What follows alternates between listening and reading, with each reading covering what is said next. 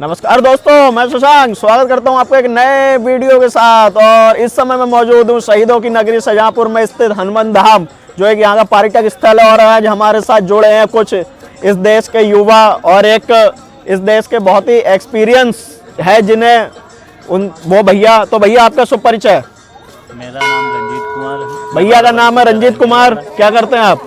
हम यहाँ काम करते हैं। भैया यहाँ साफ सफाई का काम करते हैं। उस कार्य के लिए सबसे पहले आपको हेड्स ऑफ कि आप साफ सफाई का ध्यान देते हैं, इस जगह को बहुत ही ज्यादा एक पर्यावरण पोषित बनाते हैं। भाई आपका नाम? अभिषेक यादव। भैया अभिषेक यादव। क्या करते हो आप? हम एनसीसी की पढ़ाई करते हैं। भैया कर रहे हैं एनसीसी और इनका सपना है इंडियन आर्मी को सेवा देने का। तो उम्मीद करते हैं बहुत जल्दी आर्मी में भर्ती हो। भाई आपका नाम? सौरभ पाल। क्या करते हो? फर्स्ट ईयर है मेरा भाई। फर्स्ट ईयर है। ये हैं सौरभ पाल, ये हैं बायो के स्टूडेंट। इनका सपना है डॉक्टर बनना और इस देश की सेवा करना। और एक हमारे साथ शर्मिला भाई मौजूद है। क्या नाम है आपका? आगे आओ यार।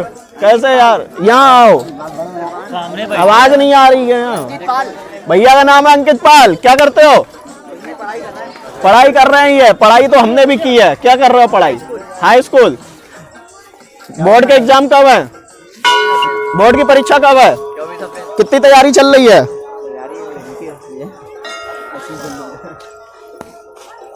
क्या तैयारी चल रही है? तैयारी चल रही है। क्या उम्मीद है? कितने नंबर आएंगे? आ जाएंगे 60। ये कर रहे हैं हाई स्कूल कर रहे हैं। और ये हैं भैया पाल साहब। और भाई क्या चल रहा है आपका पढ़ाई लिखाई में और क्या चाहते हो आप? बस यही चाहते हैं, पढ़ लिख के बढ़िया काम करें हम। बढ़िया काम करें। समाज में क्या योगदान देना चाहोगे? समाज में क्या है, सब बढ़िया ही चल रहा है समाज। बढ़िया चल रहा है। टोकर टाकी करना चाहोगे? जिस तरह से लगातार पॉल्यूशन बढ़ रहा है, प्रदूषण बढ़ रहा है, उस चीज को हम कैसे कंट्रोल कर सकते हैं? उस चीज को क्या हमें ज्यादातर पन्नी नहीं यूज करनी चाहिए। हाँ। फैक्ट्री में बैन लगाना चाहिए हमें। और भी काफी चीजें हैं जिनको हमें रोकना चाहिए। और अभी हम एक कोरोना नाम की एक महामारी से जूझा है पूरी दुनिया। तो क्या कारण हो सकता है उसका? उसका कारण कुछ नहीं है, ये तो सिर्फ एक अफवाह है। अफवाह है।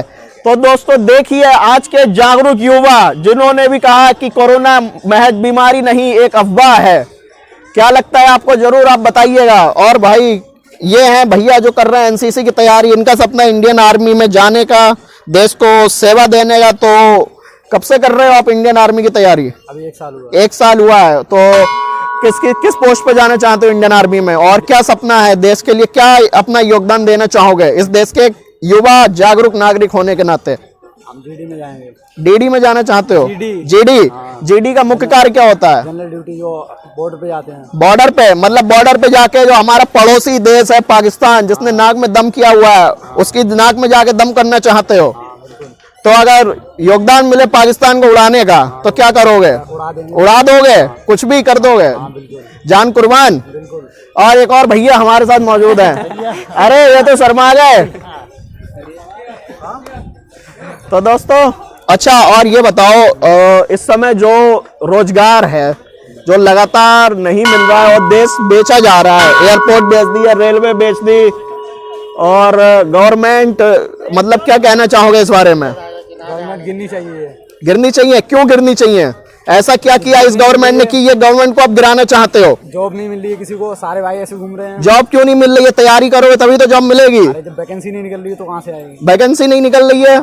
तो ये बात में तो मैं एग्री करूंगा कि दोस्तों वैकेंसी क्यों नहीं निकल रही है। आखिर सरकार लगातार फॉर्म भरवाती है, 2-2 साल हो जाते हैं, एग्जाम नहीं होता है। और एक प्रतियोगी छात्र होने के नाते मेरी भी एक यही दुख है जो मैं आपके साथ साझा कर रहा हूं। और एक और भैया इस समय इंडियन आर्मी के भविष्य हर्षित गुप्ता जी, जो हमारे बचपन के मित्र हैं और इन्होंने हमें बहुत सहयोग दिया है। तो सबसे पहला सवाल, कब तक आप आर्मी में भर्ती होना चाहते हैं? अगले 2 सालों में। अगले 2 सालों में। और आपका सपना क्या है इस देश को? आप क्या योगदान देना चाहोगे? मैं सिर्फ कंट्री सर्व करना चाहता हूँ बस, और उससे बड़ा कुछ नहीं होता है। अगर आपको मौका दिया जाए पाकिस्तान और चीन को उड़ाने का तो आप सबसे पहले क्या करोगे? सबसे पहले खुद की प्रिपरेशन करूंगा, उसके बाद सोचेंगे। अच्छा, और जैसे आप यहाँ पे आए हो, कैसा लग रहा है यहाँ पे आके? यहाँ का जो माहौल है ना वो काफ़ी अच्छा है, और यहाँ का वातावरण काफ़ी, क्या कहते हैं, शुद्ध है। तो लोग, क्या लगता है कोरोना है या नहीं? पहला सवाल ये। कोरोना था ही कब, वो तो हमारे दिमाग में था। दिमाग में था। और इन युवाओं को क्या संदेश देना चाहोगे? एकदम चिल रहो बस। और ये है भैया जो आर्मी की तैयारी कर रहे हैं, इन्हें क्या संदेश देना चाहोगे? आराम से 5 किलोमीटर डेली रेस लगाओ और वीकली 2 डेज अपनी टाइमिंग के साथ मारो बस। और हमारे साथ एक सर मौजूद हैं जो इस समय देश के नागरिक होकर विदेश में अपनी सेवाएं दे रहे हैं। तो सर सबसे पहले आपका शुभ परिचय। मेरा नाम वीरेंद्र सिंह है, मैं पिलर से हूँ।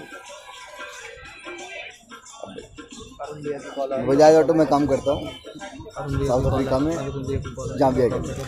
तो सर जॉब करते हैं बजाज ऑटो में और जाम्बिया में, जो एक अफ्रीकन कंट्री है। तो सर आपको कितना समय हो गया जाम्बिया में जॉब करते हुए? जाम्बिया में लास्ट 3 ईयर से कर रहा हूँ अभी। उससे पहले मैं दूसरी जगह था, करीबन अप्रोक्सीमेटली 10 ईयर्स में अफ्रीका में हूँ।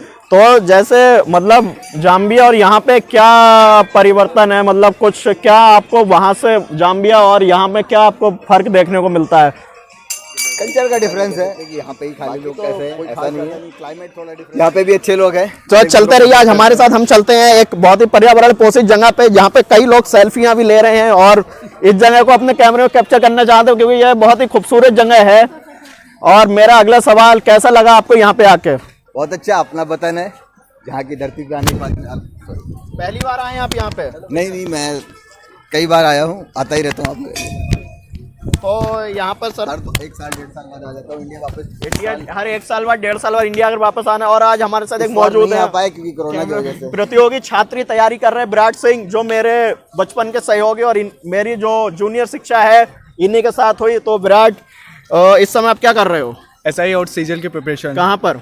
लखनऊ में। लखनऊ में कितना साल हो गया? लखनऊ में 2 साल। 2 साल। तो लगातार वैकेंसी निकल नहीं रही है, तो क्या फायदा है ये तैयारी करने का? पहली बात तो गवर्नमेंट को मैं दोष देता हूँ, क्योंकि वो जो भी फॉर्म निकालती है उसको बाद में पेंडिंग में डाल देती है। यही गवर्नमेंट का सबसे बेकार कारण है।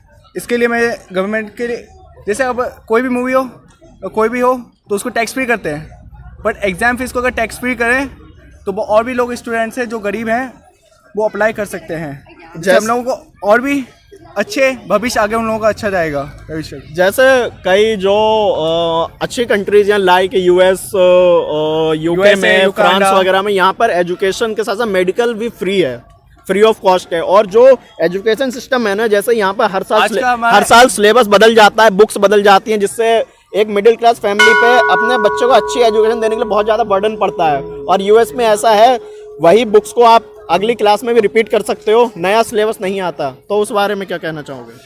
हमारी गवर्नमेंट का सबसे ज़्यादा एजुकेशन को आज उन्होंने एजुकेशन ना छोड़ के एक बिजनेस बना दिया है। भले आप कोई से भी देख लो, स्कूल देख लो, कॉलेज देख लो या कोचिंग सेंटर देख लो, वहाँ पे आजकल पढ़ाई से ज़्यादा उसका मतलब क्या कहे, कोई भी टीचर बिजनेस बना के ही छोड़ा है। वो अपनी खुद ही प्रिंट आउट बुक छापेगा, बुक से लेके कॉपी, एक एक चीज़ पे वो खुद का ही रखेगा, खुद का ही पहले पैसे है, मनमानी फीस हो गई, जब कुछ भी हो गया हो तभी।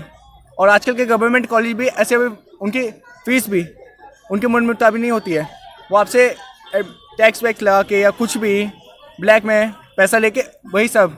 जैसे हम इस देश में कोई चीज़ खरीदते हैं, माचिस भी खरीदते हैं ना, उसमें भी हम टैक्स देते हैं। और उसके बाद भी आप देखेंगे कि कई रोड्स जो हैं लगातार नहीं बनती, बहुत एक्सीडेंट होने का। और जैसे आपके ज़िले का जो बाईपास है, जिसको मैं सुन रहा हूँ 10 साल हो गए, आज तक वो बन के तैयार नहीं हुआ, और उस वजह से काफ़ी परेशानी होती है।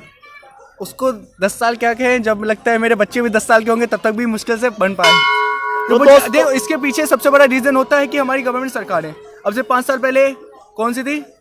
यूपी, वो सपा की सरकार। तो उस टाइम पे अच्छा सा काम चल रहा था, बट जैसे योगी सरकार आई, उन्होंने वो काम रोक दिया, ठप कर दिया, और जितना जो भी चीज़ बनी बनाई थी वो फिर से टूट के बिखर गई। और एक ये चीज़ आप कहना चाहें, लखनऊ में जितना कार्य हुआ है, करता कोई और, रिबन कोई और काटता है, उस बारे में क्या कहना चाहोगे? देखो, लखनऊ की डेवलपिंग हुई थी मायावती सरकार में, और उसको आगे ले चला अखिलेश सरकार ने। बट अखिलेश सरकार के टाइम पे बहुत सारी चीज़ें डेवलप हो गई थी, बट उसका शिलान्यास योगी सरकार ने कहा। मतलब सारा क्रेडिट एक पर्सन है हड़पा, वही योगी सरकार ने। कितने अंक देना चाहोगे 10 में से योगी सरकार को? -1। तो दोस्तों, मतलब आज का युवा जो मौजूदा सरकार है उससे बिल्कुल भी प्रसन्न नहीं है। और क्या लगता है आपको, आने वाले चुनाव में क्या बदलाव देखने को मिलेगा? आने वाले चुनाव में आज के युवा और किसानों को लेकर चलना चाहता हूँ, क्योंकि वही हमारे देश की सबसे बड़ी नींव होती है। क्योंकि अगर हमारे युवा आगे चल के ही देश को संभालता है, और किसान जो हम लोगों का देश के खाने पीने का भी ध्यान रखते हैं, उनको अभी हमारी देखा जा सकता है फार्मर प्रोटेस्ट में कितना हुआ, किसानों को कितना परेशान करा गया है, जो कि अच्छा नहीं है। लेकिन चलिए, किसानों को परेशान किया गया बहुत सही है, लेकिन किसानों जो रोड रोक के जो आम जनता को जो परेशानियां हुई, कई लोगों की फ्लाइट छूटी, ट्रेन छूटी, क्या वो करना सही था, रोड जाम करना? एक बात बताइए, कोई अपने घर छोड़ के 500 किलोमीटर दूर करके रह के आ रहा हो, अगर किसी की ज़मीन आपको बिना उसके बताए साइन करके किसी और को बेच दी गई हो, वो करेगा क्या? आंदोलन जैसे एक शांति से भी हो सकता है, लेकिन जरूरी थोड़ी ना कि रोडों को जाम किया जाए, आम जनता जो है देश की उसको परेशान किया जाए। अगर आपकी दुश्मनी सरकार से है तो आप सरकार पे इल्जाम लगाइए ना, उससे आप आम जनता को परेशान क्यों कर रहे हैं? आम जनता परेशान कब हुई? फार्मर प्रोटेस्ट कितने महीनों से चल रहा था, ये पता है आपको? 20 नवंबर से पहले से। अब बताइए, और जब और एक्सप्लेन कब हुआ, पूरे विंडो में एक्सप्लोर कब हुआ पूरे वर्ल्ड में? 26 दिसंबर के बाद में। दिसंबर के बाद सबसे ज्यादा 26 जनवरी। ये हमको पता भी नहीं चला था अभी तक। तो अब ये फिर एग्रेसिव नहीं होगी वहाँ के किसान? सिंपल सी बात है, अगर पहले हम उन लोगों को सरकार की समस्या समझनी चाहिए उनको। अब जैसे भी वहां पर सबसे ज्यादा अमरस पंजाब के किसान हैं, उत्तर प्रदेश के अलावा और कई राज्यों के किसानों की संख्या इतनी नहीं है, तो ऐसा सिर्फ ऐसा ही क्योंकि सिर्फ पंजाब के किसान ही क्यों वहां पर प्रोटेस्ट कर रहे हैं? एक्चुअली ये बात है, अब जैसे हमारे यहाँ कंपनीज के बड़े बड़े मेगा प्लेसेस होते हैं, तो उसमें पंजाब और हरियाणा के किसानों की ज़मीनें बिना बताए अडानी और अंबानी ग्रुप की जो कंपनियां हैं उनके लिए बेच दी पहले से ही उनको, और ऊपर से वो गवर्नमेंट उनकी ज़बरदस्ती वहाँ का समझ लीजिए, जो 1 लाख की ज़मीन उसका 10,000 ही मुआवजा दे रही है। तो वहाँ के किसान लोग क्या करेंगे? अब जब वहाँ पे ज़मीन नहीं बचेगी तो खेती क्या होगी? खेती का जो अनाज बनेगा तो अनाज कहाँ से आएगा फिर? और फिर भाई हमारे ये क्या बात है, आजकल के जो ब्रांड निकले हैं रामदेव जी का, शुद्ध देसी, ये सब फिर, और ये शुद्ध देसी कहने के लिए वर्के होते हैं, उनके प्राइसेस आप चेक करेंगे आशीर्वाद आटा से भी दुगना। तो फिर बताइए क्या है ये स्वदेशी? मतलब सीधे जवाब कि देश के लोग ही देश को बर्बाद कर रहे हैं। सिंपल सा लॉजिक है ये, आप देख ही सकते हो खुद ही। तो जैसे कि सेंट्रल गवर्नमेंट के कार्य से आप कितने ज्यादा खुश हैं, कितने ज्यादा मतलब उम्मीद से ज्यादा आपको हताश हैं? सेंट्रल गवर्नमेंट जो है, सेंट्रल गवर्नमेंट के काम अगर देखे जाए तो कुछ पहलू पे अच्छे होते हैं, बट कुछ पहलू पे गलत भी होते हैं। लगातार प्राइवेटाइजेशन हो रहा है, उस बारे में क्या कहना चाहेंगे? अगर हर चीज़ प्राइवेटाइजेशन कर दी गई, लेकिन प्राइवेटिज्म हाँ नेसेसरी होना चाहिए, बट 2 कंपनीज को प्राइवेटिज्म देना, एक मतलब सत्ता होना, फिर वो 2 प्राइवेटिज्म 2 कंपनियां अपने मन मुताबिक सब कुछ चलाएंगे। देश के जितने एयरपोर्ट है सब अडानी ग्रुप को दिए गए, क्या और किसी को भी दिए जा सकते थे? और अभी हाल ही में बताया गया कि अडानी ग्रुप की नेट वर्थ काफी मिलियन में ग्रो करी है।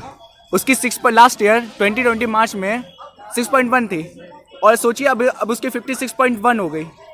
मतलब सोचिए लॉकडाउन में लोगों की मतलब आमदनी कितना हो गया, भूखमंगी से मर गए, और कुछ लोग खाने को नहीं मिला, उसकी इनकम इतनी बिलियनों में बढ़ गई। सोचिए 50.1 बिलियन।